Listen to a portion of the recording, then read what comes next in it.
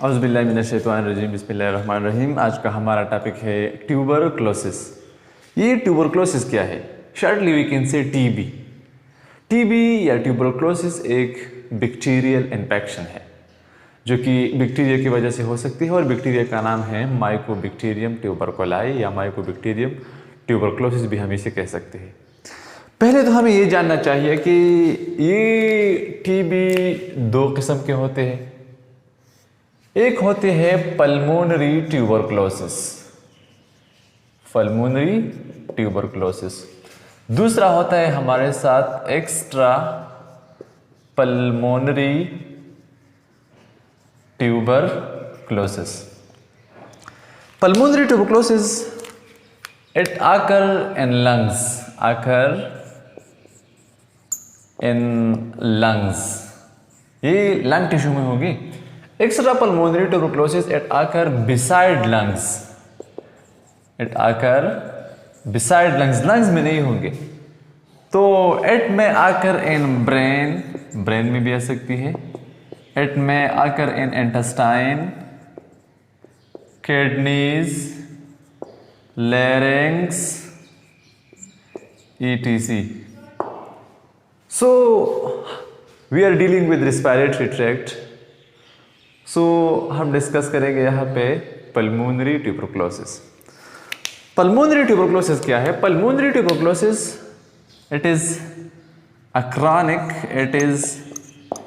chronic lung infection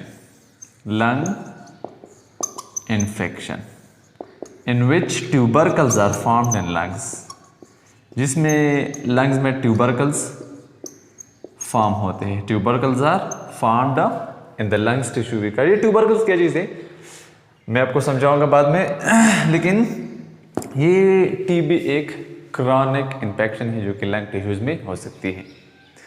अब आते हैं कॉजेज पे। कॉजेज क्या है यहाँ पे? Causes TB is caused by a bacterium called Mycobacterium tuberculi. It is caused by a bacteria called Mycobacterium tuberculi या ट्यूबरक्लोसिस भी हम इसे कहते हैं। ये माइकोबैक्टीरियम ट्यूबरकुलाई एक ग्राम पॉजिटिव बैक्टीरिया है। ये नॉन स्पोरिंग है, ठीक है, और नॉन मोटाइल भी है, और ये रॉड शेप है। मीन्स दैट ये बेसेलाई ही, ठीक है, बेसेलस एक। आते हैं यहाँ पे पैथोफिजियोलॉजी पे। Pathophysiology mean how this disease is caused. मिसाल के तौर पे ये हो गया हमारे साथ ट्रेकिया, ये ब्रोंकाई, और हम आए यहाँ तक अलवेलाई तक हम पहुँच गए, ठीक है। ये हम आए अलवेलाई तक। मिसाल के तौर पर ये हमारे साथ हो गया एक ग्राम पॉजिटिव बैक्टीरिया जिसको हम कहते हैं माइकोबैक्टीरियम ट्यूबरकुलाई। ये माइकोबैक्टीरियम ट्यूबरकुलाई को हमने इनहेल किया और ये आए अलवेलाई में, ठीक है। सो यहाँ पे अलवेलाई में हमारे साथ प्रेजेंट है मैक्रोपेजेस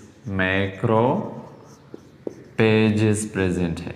इसको हम पेगोसोम्स भी कह सकते हैं, पेगोसोम, बिकॉज इट डू पेगोसाइटोसिस किसी चीज को निगलना, ठीक है। अभी ये बैक्टीरिया आई यहाँ पे, इस बैक्टीरिया को इस पेगोसोम ने इनहेल किया, ठीक है। मैं आपको ये थोड़ा बड़ा बना देता हूं। मिसाल के तौर पे ये हो गया हमारे साथ पेगोसोम, और इस पेगोसोम ने इस बैक्टीरिया को इनगल्फ किया, इसलिए इनगल्फ कर रहा है कि इसको किल कर दे। ये सेकंड लाइन डिफेंस है लंग में, ठीक है। लेकिन ये पेगोसोम इस बैक्टीरिया को किल करने में नाकाम हो गया। It does not kill this bacteria. Because हमारे साथ प्रेजेंट होता है यहाँ पे लाइसोसोम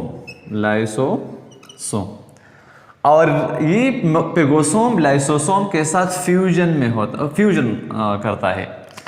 अगर फ्यूजन ना हो जाए तो फिर बैक्टीरिया की किलिंग नहीं हो सकती। नॉर्मली ऐसा होता है कि ये मैक्रोफेजेस है, ये लाइसोसोम है, ये दोनों फ्यूजन करके बना देता है पेगोलाइसोसोम और ये फिर किसी भी माइक्रोब को, किसी भी बैक्टीरिया को, किसी भी पैथोजन को किल करने की सलाहियत रखती है।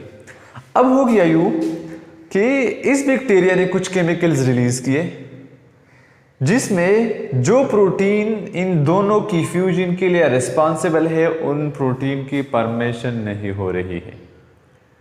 ठीक है, अगर फॉर्मेशन नहीं हो रही है तो यहां पे पेगोलाइसोसोम नहीं बन रहा है। पेगोलाइसोसोम नहीं बन रहा है तो ये पेगोसोम इंडिविजुअली इस बैक्टीरिया को किल नहीं कर सकती और ये बैक्टीरिया अंदर मल्टीप्लाई होके बहुत ज्यादा इंफेक्शन काज कर सकता है। ये मल्टीप्लाई हो जाएगा नॉर्मली इसलिए कि पेगोसोम के साथ लाइसोसोम अटैच नहीं हुआ। जब लाइसोसोम अटैच हो जाएगा तो इसको किल करेगा। अटैच क्यों नहीं हुआ? इस बैक्टीरिया ने ये वो प्रोटीन जो कि पेगोसोम और लाइसोसोम को फ्यूजन में रखता है, इसको कंबाइन करता है, इसकी ब्लॉकेट कर दी। तो इसी तरह ये डिजीज हमारे जिस्म में फैलती रहेगी, हमारे लंग्स में फैलती रहेगी। This is all about the pathophysiology of the tuberculosis. अब हम इसकी ट्रांसमिशन को आते हैं। ट्रांसमिशन मीन क्या ट्यूबरकुलोसिस एक इंसान से दूसरे इंसान ट्रांसमिट हो सकता है? हाँ, हो सकता है। It is by droplet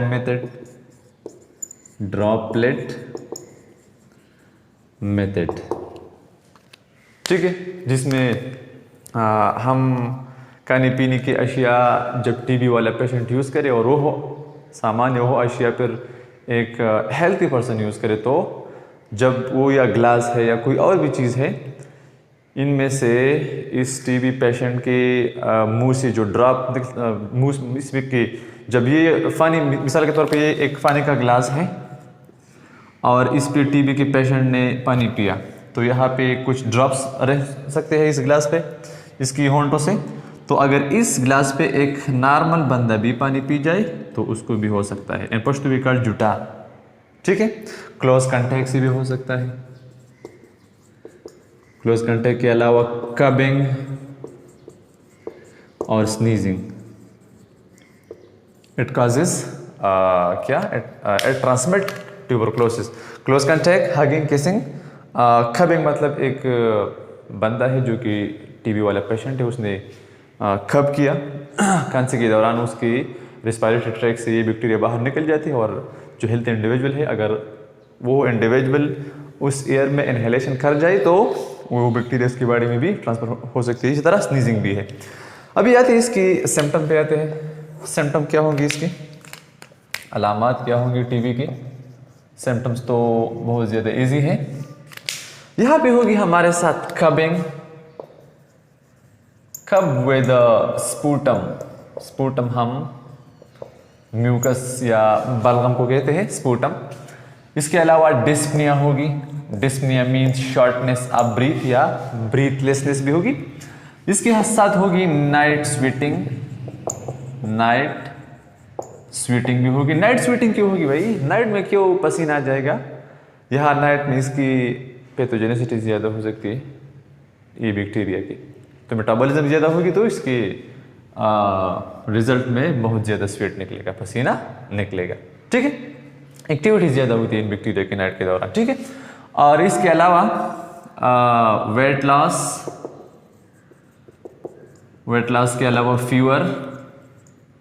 fever के अलावा एनोरेक्सिया मीन भूख का न लगना, लेथार्जी, काहिल या सुस्त भी हम इसे कह सकते हैं। These are some symptoms of tuberculosis। ठीक है, अब हम इसके आते हैं टेस्ट या डायग्नोसिस पे। डायग्नोसिस और टेस्ट। सो टेस्ट में हम करेंगे एक्सरे चेस्ट, सिटी स्कैन भी आप कर सकते हैं, इसके अलावा स्पूटम कल्चर, स्पूटम कल्चर इसका बेसिक टेस्ट है। ये जो बलगम वाला टेस्ट है ना, ये इसका बेसिक टेस्ट है। स्पूटम सुबह सवेरे जब कोई चीज़ नहीं कही हो तो हम स्पूटम लेते हैं पेशेंट से और इसका फिर टेस्ट करवाते हैं, ठीक है। खाने से पहले हम इस स्पूटम को लेते हैं, ठीक है। इसके अलावा ब्लड टेस्ट तो इसका सही पता नहीं चलता, इसलिए हम इसको ज़्यादातर ब्लड टेस्ट रिकमेंड नहीं करते, ठीक है। सो एक्सरे है, सिटी स्कैन है और स्पूटम कल्चर इसका टेस्ट है। अभी इसके ट्रीटमेंट पे आते हैं। इसके ट्रीटमेंट में हम एक फुल कोर्स देते हैं एंटीबायोटिक की। अब full course of antibiotic is given for this. इसके लिए एंटीबायोटिक का एक फुल कोर्स चाहिए। ट्रीटमेंट पे एंटीबायोटिक्स का एक फुल कोर्स है। इन एंटीबायोटिक में हमारे साथ होती है आइसोनियाजेड, INH हम शॉर्टली बोल सकते हैं इसको, रिफाम्पेसिन, RIF। इसके अलावा हम देते हैं पायराजेनामाइड और इथाम्ब्यूटाल। ये हमारे साथ इसका बेसिक ट्रीटमेंट है, ठीक है। ये अभी तो ये ड्रग्स एक ही टेबलेट में होते हैं, तीनों फार्मूलेज इसमें प्रेजेंट होते हैं, ठीक है।